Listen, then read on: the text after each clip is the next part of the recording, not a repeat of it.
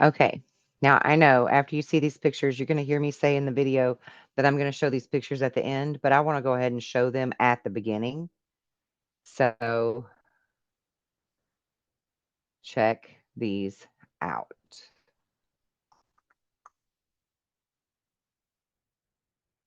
Here it is.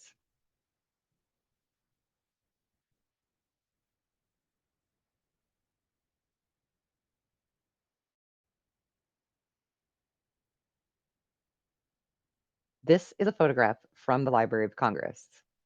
It depicts the forest giant that we know as Bigfoot. This one is from cantonrep.com. Just notice how human-like this looks, how human that face is, and this elongated head here, right? The cone heads. Oh, wrong direction, my bad. Here's another one. This is from Mississippi Valley Publishing. Now, does that not look like he's wearing some kind of a ghillie suit thing? I mean, it could be his hair. I could be wrong. It could be his hair. But look how pale and pasty he looks, right? I mean, easily somebody could mistake him for something really hella spooky if they saw him in the woods, for sure. That's another picture from the Library of Congress. Let's just get a good close-up of his face.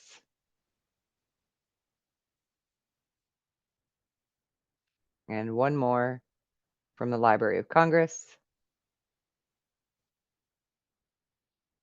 And yes, I mean, granted, they can be hairy and they can also be wearing extra fur over top.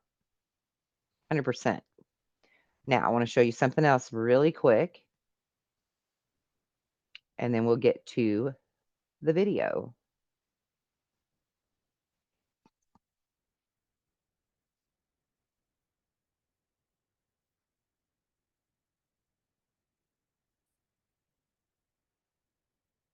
This is from the National Guard. Washington National Guard, to be specific. This is their depiction, a wooden depiction of what we call the hairy man or the Bigfoot or Sasquatch, and what the Native Americans called our brothers and cousins. And this is a wooden statue on display at the Western Air Defense Sector of the Washington State National Guard. Now, dude, you got to stick around and check out what's in this video because this is like mind-blowing, never before thought about, talked about in a serious way, kind of new take, new perspective on who Bigfoot really is. Stick around. It's going to be great.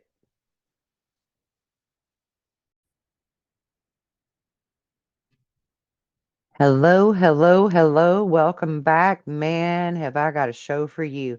We're going to talk Bigfoot and Sasquatch, but not the kind of Bigfoot and Sasquatch that everybody else is talking. No, no, no.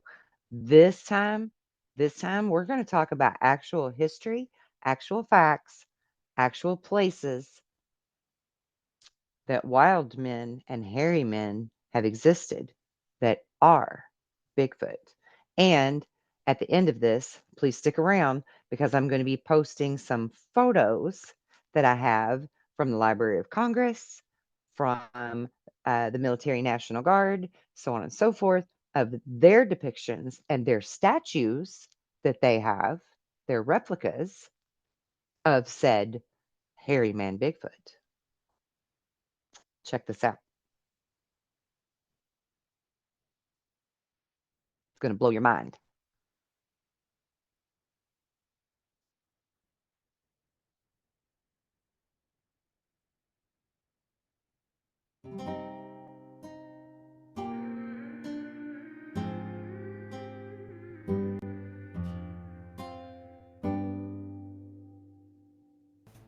Welcome.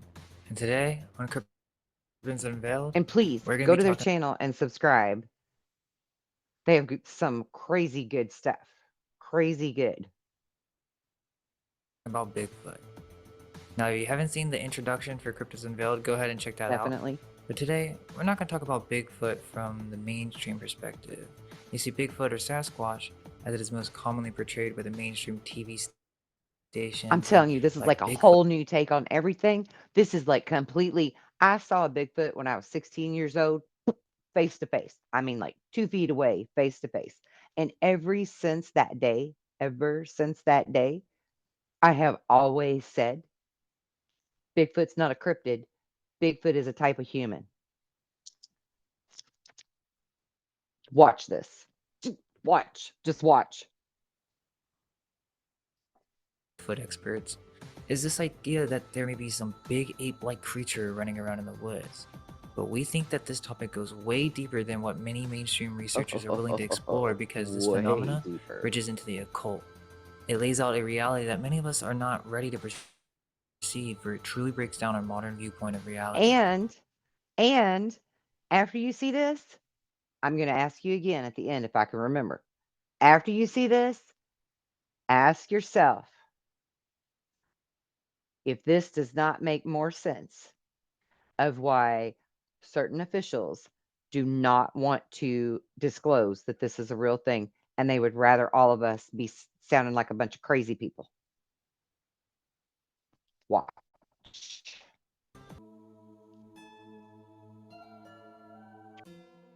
We'll start with the most ancient legends and depictions, but in order to do that, we must first understand how Bigfoot is a term that does not truly define what we're dealing with. This usually happens with topics that are meant to be kept secret, as you'll have a term that usually has multiple meanings, Did you and catch what he said? it's crudely Did you catch applied what to he the said? phenomenon. Meant to be kept secret. Listen.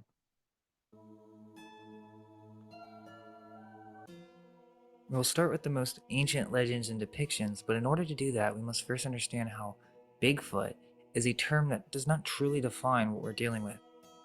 This usually happens with topics that are meant to be kept secret, as you'll have a term that usually has multiple meanings, and it's crudely applied to the phenomena that it ends up Yes. just causing more confusion. And even worse, Surely we have a not. difficult time figuring out and finding the history of this legend. Now, if there's one thing that is extremely common to all these Bigfoot stories that we must build upon, is that these creatures have human likeness.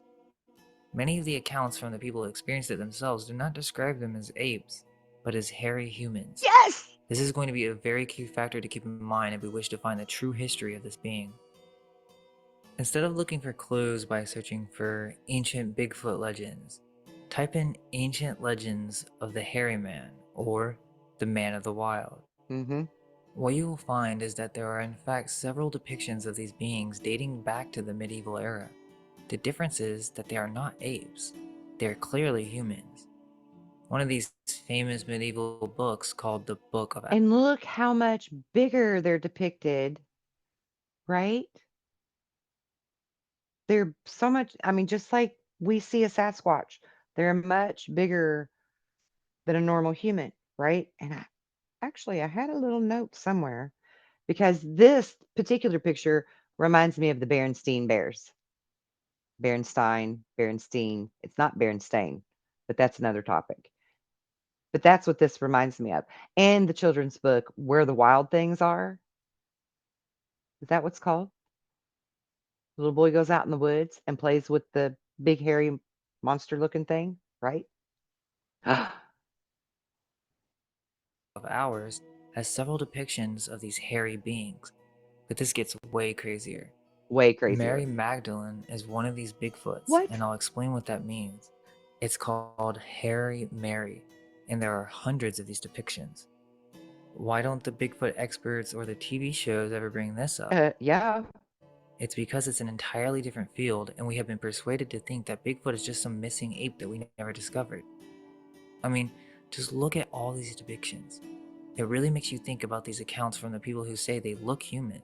And if you watch the intro to Cryptids Unveiled, if you remember that guy who was calling these female creatures beautiful, Look, all of them are hairy.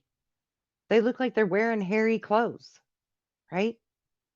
And I'm going to get to that in a minute too, because I've always had my theories about that, that they're not necessarily physically as hairy as they appear when we see them a lot of times, but maybe they too, like the caveman, like the Native Americans, like some people still to this day that live in Alaska or wherever, where it's hella cold, wear furs, skins. He said they looked just like humans. But listen to this. According to Sophronius, Mary eventually went to Jerusalem for the exaltation of the Holy Cross. She was not interested in the religious festival, but was rather looking for more sexual partners. However, she found she could not enter the Church of the Holy Sepulchre until she repented of her lifestyle and promised to become a hermit. Stricken with remorse, she Now, I don't know if all that's true or not. I didn't do no research on this part, but I did look up some of the other things in this video, and they are accurate history. traveled into the wilderness, taking only 3 loaves of bread as sustenance. This starts to get really deep because in some of the Alexander romances, Alexander is said to have come across women with hair down to their feet who lived in the forest, sort of female versions of woad woses. Basically, Whoa, what they're saying roses. is that when humans go back into the wild, they turn into these beasts or hairy beings. There are actually many different legends referring to this, and that is the Wild Man. The wild Now let's see man. what Wiki has to say about the Wild Man. Again, this is not really connected with Bigfoot in the mainstream. So Wikipedia says that the Wild Man, also Wild Man or Wild Man of the Woods, is a mythical figure that appears in the artwork and literature of medieval Europe. Hmm. Notice how they immediately try to connect this with fantasy instead of just observing the images Hmm. themselves. Many of the times they are simply hairy humans. Again, there are many depictions of these beings in war, and so it makes you think, why was this so prevalent during the Reset Age? And the story Beauty and the Beast was a true story that you can track back to like 17 or 1800s too.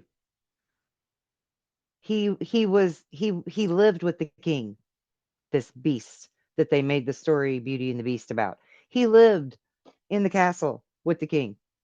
True story. He was like one of the servants' kids that was traded or some such. I don't remember.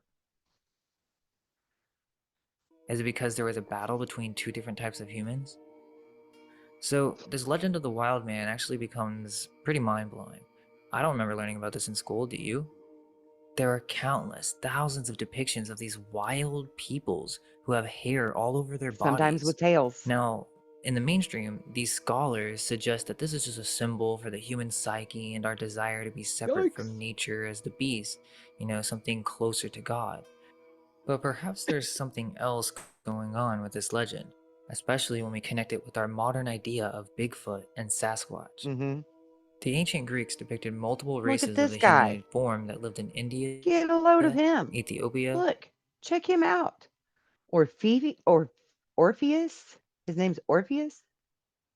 Wild man playing a rebec. Wooden bread mold. It was a wooden bread mold. They made their bread look like that from Switzerland, 16th century. See, our history has been and Libya, and other remote lands. One of the first to mention these creatures was Herodotus in the Historia of the 5th we century know him, BC. And Herodotus. keep in mind, this is just a translation, but he states, quote, "There dwelled in Libya the dog-headed man and the headless that have their eyes in their breast He said dog-headed man. And did he say headless? I'm gonna back it up. form that lived in India, Ethiopia, and Libya, and other remote lands." One of the first to mention these creatures was Herodotus in the Historia of the 5th century BC. And keep in mind, this is just a translation, but he states, quote, "There dwelled in Libya the dog-headed man and the headless that have their eyes in their breast, and as the Libyans say, the wild What? man and woman."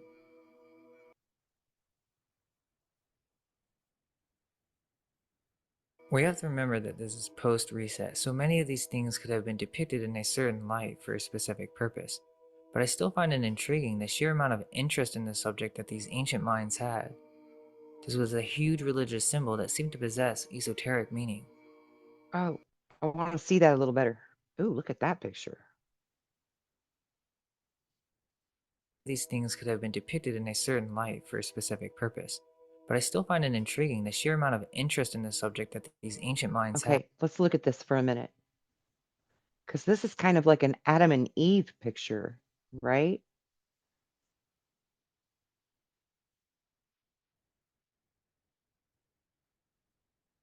Oh, I don't know none of that language. That's got to be Swedish with all the V's. Swedish. This was a Swedish. huge religious symbol that seemed to possess esoteric Swedish, meaning. yeah. The first major Christian writer to discuss the Check out this bloke. Holy cow, man. Oh, there's the dog man guy right there. And this dude's got eyes in the he really does have eyes on the back of him. I don't know what's happening with this dude with the long tongue, but I bet he's some relation to that guy from Kiss. What's his name? Gene Simmons? monstrous races was Augustine, who traced the hierarchy of the divine order from the Holy Trinity down to the lowest creatures, with the monstrous races between man and the animal kingdom. The monstrous races between man and the animal kingdom. Now, how did we look? There's like a goat man dude right there in the middle. Look at his hooves, man. Look at his hooves. And look at this guy here. He's got the great big long damn legs and great big feet. And then we got this really tall dude and these really little bitty short people. That's like the hobbitses, probably. I want a hobbit's house and have a hobbit's meals because they eat like 7 times a day, and I do too. Also, in the Babylonian epic Gilgamesh, the hairy Enkidu who lives with and protects wild animals is alternatively referred to as man and beast.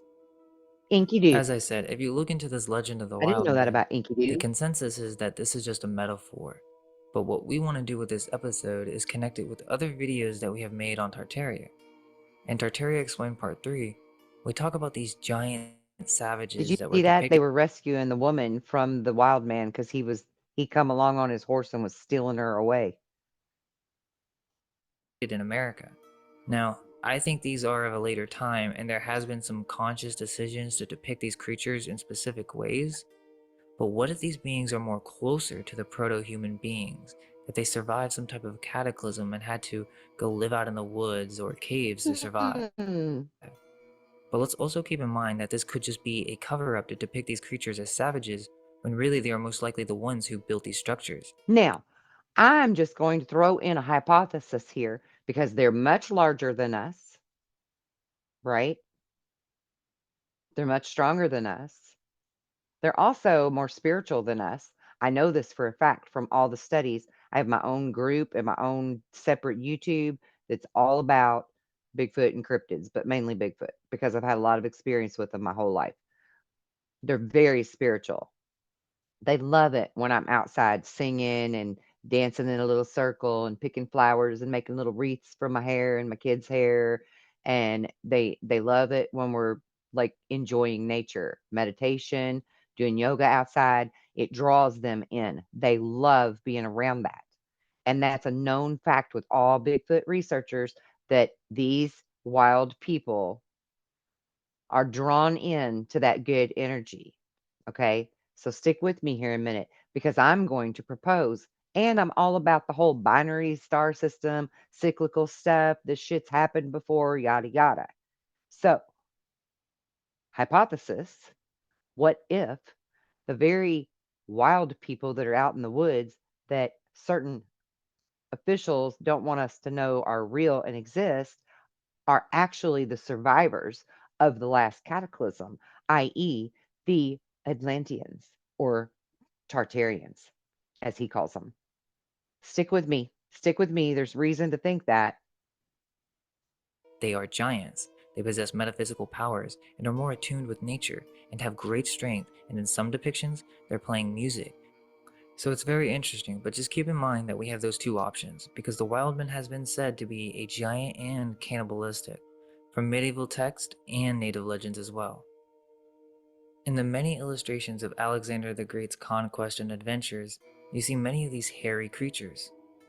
In this Really? painting, he's ordering these wild men to be thrown in the fire. Here, Alexander is pursuing the river dwellers. It seems as if they are Now trying that to didn't look like he was saying that the wild men should be in the fire.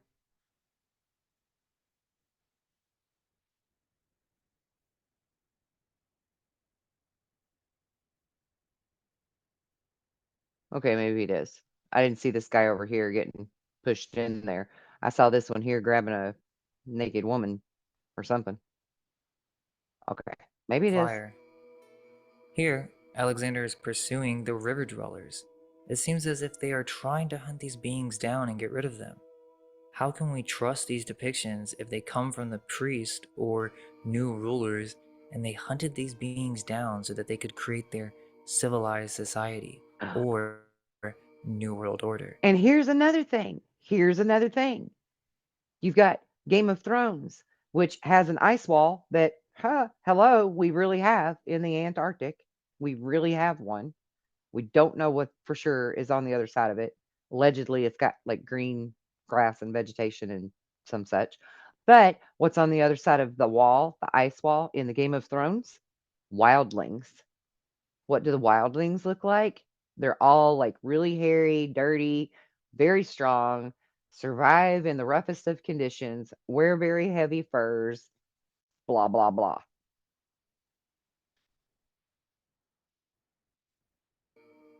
One of these depictions are called Pagan Priest takes Alexander to consult with the trees of the sun and the moon, alluding to these beings as shamans and spiritual peoples.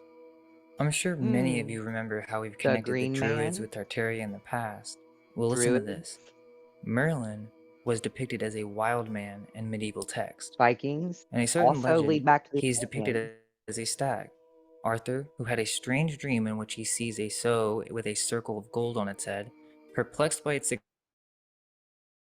significance, preoccupied to the distress of his barons.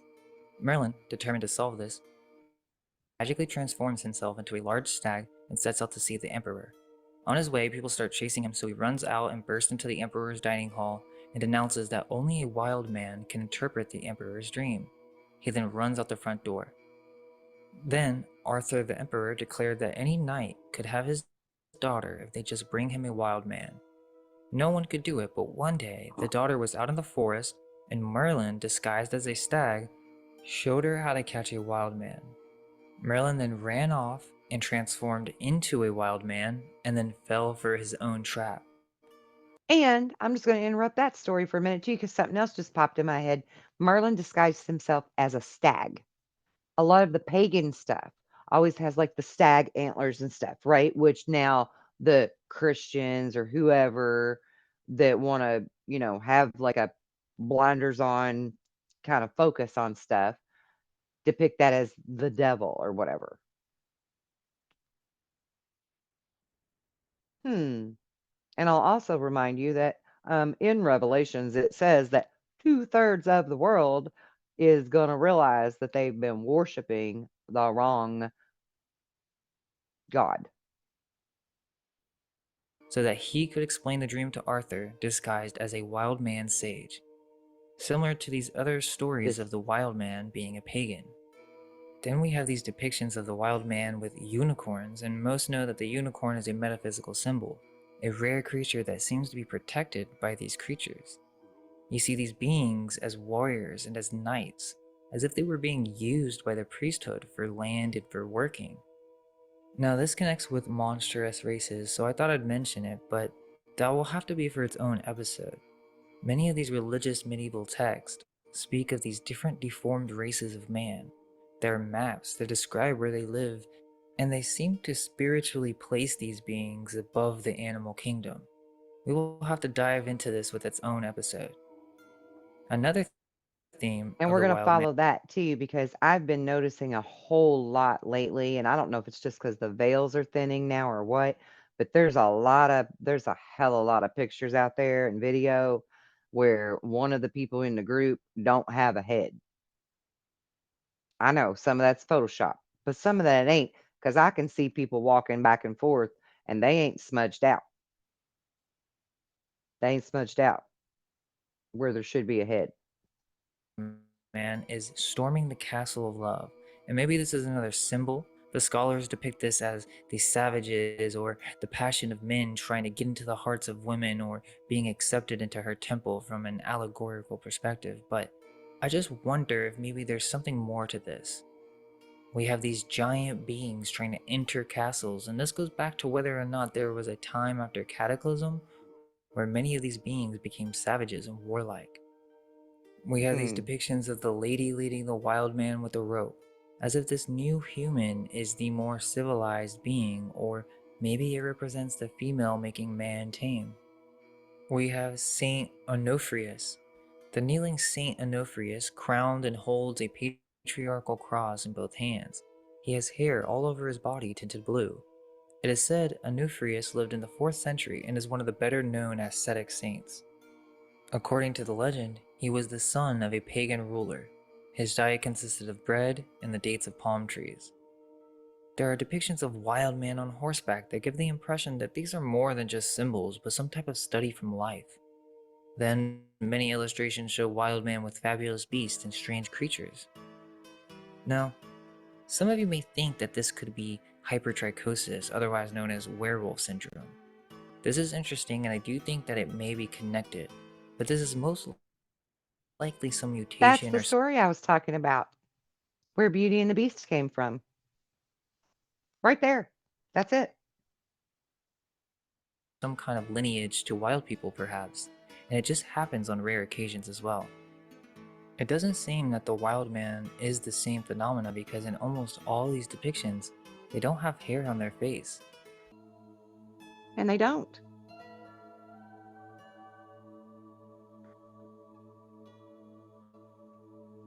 The ones I've seen don't have hair on their face.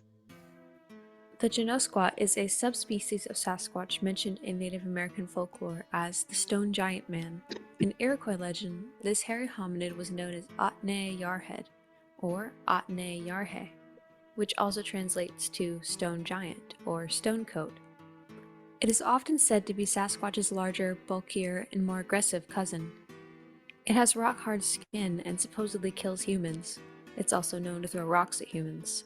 They are said to be much more aggressive than most other Sasquatch and appear to be very violent and territorial. The story also talks about how these beings put mud all over their body and lay in the sun until it hardens so that they can use it as armor. See, now does that sound familiar? There are indigenous tribes that still do this to this day. They do a mud pack. Hippos do that. Elephants do that. It helps them from being too hot in the sun. It also is good camouflage. In other episodes of Tartaria, we've discussed how there are many legends of giants in Native American lore as well. They're also depicted as giants and raiders, but in other legends they said that they built the railroads and had a great knowledge of electricity. I Really? also forgot to mention that Bigfoot is mentioned in the Bible. Esau was born covered with hair, Genesis That's right. 25:25, and his descendants, the Edomites, were enemies of Israel. These facts led some to speculate that the creatures we call Bigfoot are actually modern-day Edomites who have inherited Esau's traits of being a man of the Uh-huh. field, Genesis 25:27. One of the earliest pictographs is the Hairy Man pictograph in Tool River, California. The painting represents a two-legged creature with his arms spread wide. He has what appears to be long hair and large haunting Whoa. eyes. Probably the most unusual feature of the site is the presence of an entire Bigfoot family. Besides the male hairy man, there are also a female and child Bigfoot. The mother measures 1.8 meters high by 1.2 meters wide, and is solely red like her husband. She represents a two-legged creature with her arms open. She has And look at this thing up here next to her. Is that not a mermaid? Look at this sucker. Or a naga. Maybe a naga, right? And then we've got Mr. Amphibian guy, and he's probably Mr. Lizard fella. It's showing you all the different kinds of creatures beings that are here besides us. And this is probably headless dude right there. That's the only thing I can figure is that that's headless dude. And these are teeny people. You know, that's what the Irish people thought was the leprechauns and the brownies and the sprites. He has 5 fingers and little other detail. This goes with a story on how the people were made, where all the animals on the mountain were trying to decide what the new human should be like. And then interestingly, it became a battle between the coyote and the hairy man to decide how the new human would walk. The skunk ape has been part of Florida, Georgia, and Alabama folklore That's since the ugly. European settler period. Seminole myth speaks of a Look at his similar muscles. foul-smelling, physically powerful, and secretive creature called Eski Kapkaki, a name Eski which roughly kapkaki. translates as cannibal giant. One of the first reports of a large ape-like creature in Florida came from 1818 when a report from what is now Yeesh. Apalachicola, Florida, spoke of a man-sized monkey or ape raiding food stores and stalking fishermen. The Falk monster, also known as the Boggy Creek monster and the Yep. Swamp Stalker, is purported to be an ape-like creature similar to descriptions of Bigfoot that was allegedly sighted in the rural town of Falk, Oof. Arkansas during the early Hey, 1970s. Arkansas, The big creature shout was out. alleged to have attacked a local family. Duzunukwa, a forest giant who lives on Vancouver Island, Duzunukwa is covered in dark Zanukwa. hair. She speaks in a quivering voice through pursed lips. Kwa kwa kwa wa. Children who wander outside the night could get snatched by the creature, who might cook and eat them or just raise them as her own children. Yikes. Sasquatch. So that's a crapshoot. Muckleshoot tribal members do not speak of Sasquatch. Doing so would draw one to you. Look, did you see this part about her Tribal member Roma body description? Described as having bedraggled hair, whatever bedraggled means. In masks and totem pole images, she is shown with bright red pursed lips. Oh yeah, he told us that part. Where's the rest of it? Here we go. She's able to bring herself back from the dead, an ability which she uses in some myths to revive her children and regenerate any wound. I can do that stuff. Damn, son. Are they in my bloodline? What's up? She has limited eyesight. Check. And can be easily avoided because she can barely see. Oh, well, that's not my case. She is also said to be rather drowsy and dim-witted. Now I can be that. She possesses great wealth and will bestow it upon those who are able to get control of her child. Oh, here's the part I was looking for. Naked, black in color, old monster with long, pendulous breasts. Whatever that means. I guess they look like udders or something. I don't know. Anyway, by the creature, yes, I had to who might pause for cook the and breast eat part. them or just raise them as her own children. Sasquatch. Muckleshoot tribal members do not speak of Sasquatch. Doing so would draw one to you, No, it says does. tribal member It totally Roma does. John Thomas. They are human-like, covered in fur and over 7 feet tall with 20-inch long footprints. They can render humans Look at unconscious this with sweet just old one man. touch and are known to steal dried fish and women. Don't And whistle at women, night, that's how they communicate. don't whistle because that's how they Slapu. communicate. Anne Jack, a Muckleshoot woman born in the 1840s, told Auburn anthropologist Arthur Ballard about Slapu, a hairy ogress that also was called Snail Woman. She too was a stealer of children. See, Matlock and I think that's where ogres and like trolls come from too. is a I think Bigfoot-like they're cannibal just these giant described beings. in legends in They're not western all one the Canada. same. The There's Matlocks multiple is kinds. described as being covered in stiff, black hair, having a large head similar to that of a human's, sharp fangs, long arms, and claws on each of its fingers and toes. Oh, is he Wolfman? Jose Mariano Mocino, a Spanish Hmm, naturalist, writes in his book that ain't a good look. Noticias de Nootka, an account of Nootka Sound in 1792, a description of the giant. Quote, I do not know what to say about Matlocks, inhabitant of the mountainous districts, of who all have an unbelievable terror. They imagine his body as very monstrous, all covered with stiff black bristles, a head similar to a human one, but with much greater, sharper, and stronger fangs than those of a bear, extremely long arms, and toes and fingers armed with long, curved claws. His shouts alone, they say, force those who hear them to the ground, and any unfortunate body he slaps is broken into 1,000 pieces. Mm. And I'm not sure if I'm I just had a terrible thought. What if all these kooks out there in the world, 1%ers, that think they're part of some special bloodline is actually this bloodline, and that's why the whole, you know, issue with the red liquid is a big deal for them that eventually makes them sick. Hmm. Yeah, that's all I can say about that. pronouncing this right, but the Abnalayu is the Russian analog of Bigfoot Sasquatch, commonly linked to the Almas, said to roam the lands Sheep around the shit. Caucasus mountain range. Like other potential relict hominoid habitats, the Look at Caucasus him. is See, heavily look. forested and That is such a good depiction of a Bigfoot because that's what I saw. I mean, my dude didn't have no mustache. He's got like a old Chinese man mustache going on. Ooh, big long kind. But yeah, I mean, I looked this thing in the eyes, guys. I'm not kidding you. I looked it straight in its eyes from 2 feet away. It looked like a human. It had human eyes. It had compassion in its eyes, right? Because I was looking for my lost dog. Well, my brother's, but still, I was sad about it. It looked at me with such compassion. And maybe it just ate my dog. I don't know. But it still was sorry about it. sparsely populated in many areas, allowing plenty of room for both a large creature to roam and legends to grow. They are usually described as muscular and are about the same size as a grown Very. human.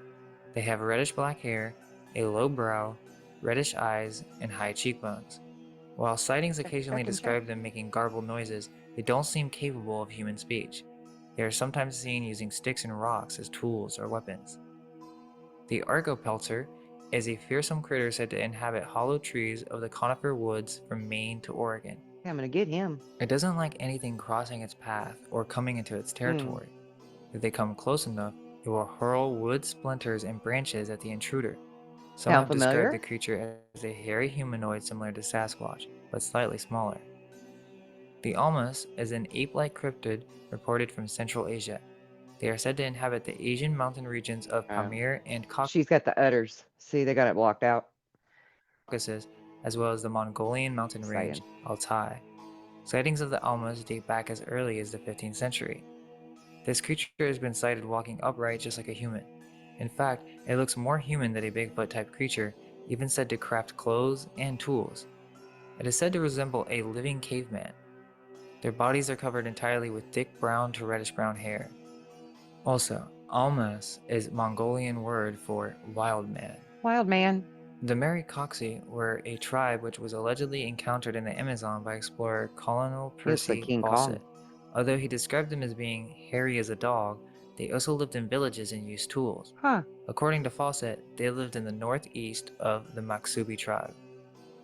In Basque mythology, and this is extremely interesting, the This Basajuan is extremely interesting to me because I actually, my genealogy can be tracked all the way back to the Basque. or Basakhan, Lord of the Woods, is a hairy and generally peaceful giant originating from Basque and Navarre mythology. And it's super intriguing, so listen closely to this. The Basajuanak were thought to build megaliths and keep the secret to various skills and technological advancements humans learned through trickery. So they built megaliths. Stonehenge? Moving on, the Yeren is China's Bigfoot, variously referred to as the Yeren, Yeren, Child, this puts a lot of pieces in the puzzle together, if you know what I'm saying. It sure can. It sure can. Chinese wildman, or man monkey. The Yeren is a mysterious Mm-mm. primate living in the mountains of China, with most of the sightings coming from the remote Hubei province. It has reddish-brown hair, though very rare sighting of white Yeren have been seen. This may indicate either albinism or elderly members of the species, and they have a large jaw. It is 6 to 8 feet tall, and in a few extreme cases, they were reported to up to 12 feet tall, and is generally friendly but reserved around humans. The Batutut, or Yuji, sometimes also known as forest people, wild man, or Negro Rong, is a proposed humanoid cryptid reportedly similar to Bigfoot, thought to inhabit the Vieux Quang Nature Reserve and other wilderness areas of Vietnam, Laos, and northern Borneo. Laos. The June Judi is a type of Bigfoot from Australia. They are hairy humanoid creatures that are 2 to 3 feet tall, have black fur, and are said to have large white fangs and red eyes. They live in groups where they live in caves or natural hollows of boulders. They're generally thought of as harmless, though they can be aggressive. Junjidis eat shellfish and honey and have sort of a chirping language. Hmm. The Hypogon or Hynagon is a Japanese version of North America's Bigfoot. Said to live on Mount Hiba of the Hiroshima Prefecture, not much is known about the Hypogon, but some say that it is a quiet beast that is said to run from four-armed residents, then hunt them. Like all hominids, they have a unique stench that is said to smell like decomposing flesh. There are Sounds actually so familiar. many different ones, but these stories are from all around the world. Yeah, all Check over out the the world. description if you want to see all the different names for Bigfoot. And I will put that link in the description thing so that you can check all that out if you want to. So now that we know more about the myth and legends behind these beings, we're going to examine some of the common themes that we find in the accounts told by those who experienced them. We will also be referencing the legends to understand further, but there's so much to consider when it comes to these beings because there's a supernatural Look at component. that. Many of the cryptids that could also be listed as Bigfoot were not used because they have a more And the spiritual elongated component heads. as being some type of spirit or demon, but Lots of still puzzle very pieces. common themes. In Lots. many of these stories of Bigfoot, they have supernatural powers. Physically, they have extreme agility and strength, but many describe these beings as floating or moving in a very odd way as if they're gliding or some type of Olympic gymnast or something. Almost Like they have supernatural. a very difficult time describing whatever it is and how they move. And it's extremely strange. Some have even described it as a ghost or some paranormal spirit being that it was just an unexplainable movement. Then many have been known to receive telepathic communications with these creatures, knowing that they need to leave or that they want to be left alone and that this is not where they need to be right now. And this is all through thought. Now, Interesting. this is where it kind of gets crazy, but UFOs and strange technologies also tie into this. Some have said that they have cloaking And abilities, like and I don't care what they say. I don't care how many videos got taken down, whatever. Uh, I specifically remember seeing the rover footage of something that looked very much like Chewbacca sitting on a cliff on Mars, like the thinking man, like for real. And there's still like photo images somewhere floating around. They just claim that they're fake, and they're not because I remember when they came out from the rover. the Predators and the Alien movies. Uh huh. If we also consider the stories Mm-hmm. from Skinwalker Ranch, Yep. there are these stories of strange lights, paranormal occurrences, and some type of Bigfoot that floated in this strange movement. And is this some kind of parallel with Skinwalker Ranch and the connection between UFOs and Bigfoot? And if Bigfoot actually is like an Atlantean or Tartarian, they have advanced knowledge, advanced wisdom, advanced spirituality, la la la, then why couldn't they also have beam me up Scotty technology? Right? Why couldn't they? As we have seen, there are nice and evil versions of these beings. Some just want to be left alone, and others will fight and steal from whatever they can find. Many of these aggressive Bigfoot stories involve the throwing of rocks, vocalizations that they can use as weapons to That's just ugly. reverberate in a very deep tone to entirely shake the victim from the inside out, causing great fear. They have this horrible stench of rotting and death Look at that his face. accompanies these aggressive types. They still look human, but many have described these as having Down syndrome or having no white in the eyes as well. Now, for the peaceful ones, they have been known to be seen with a leader, one with whitish hair because of its age, and There was a these white one also with my may nice live one. underground and or in the caves. There are also stories of children who even befriended young Bigfoot beings for a time.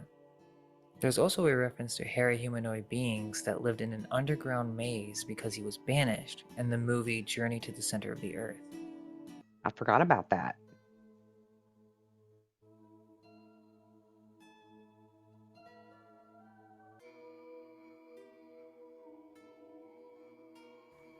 So, if you remember the story from the introduction, the one with the biker and the lady who was babysitting the Bigfoot babies, at the end he talked about star people. I found this very interesting and I want to do our best to assist in painting this picture. Bigfoot, or Wild Man, or the Man of the Woods, is an early prototype human, the original human, or a better way to say it is that they are the undomesticated version of us. Oh. For example, take a pig and a hog, or a dog and a wolf. We have been groomed into a current state and specifically chosen by some higher beings in this realm. And then the question becomes, who are these beings? Now, that's a topic for a whole nother video, and I tend to stray away from extraterrestrial explanations that line up with the modern understanding of alien intervention, but there could be something to it just in a different way than this millions of light years away on another blue Mm-hmm. marble in deep space type concept with planets and whatnot. Yeah. But what we're talking about is we're discussing different human races or different paths that the human genome has taken. Who are these star people? It's like they are another version of human or a breakaway civilization that is watching over us and most likely influencing this entire experiment. If you listen to the story, at a certain age, the star people come and pick up the Bigfoot, most likely for checking and to verify their safety because this breakaway civilization of advanced humans are most likely some type of spiritual being from a previous age that has been watching us for aeons. At least some of them want to make sure that these ancient beings survive.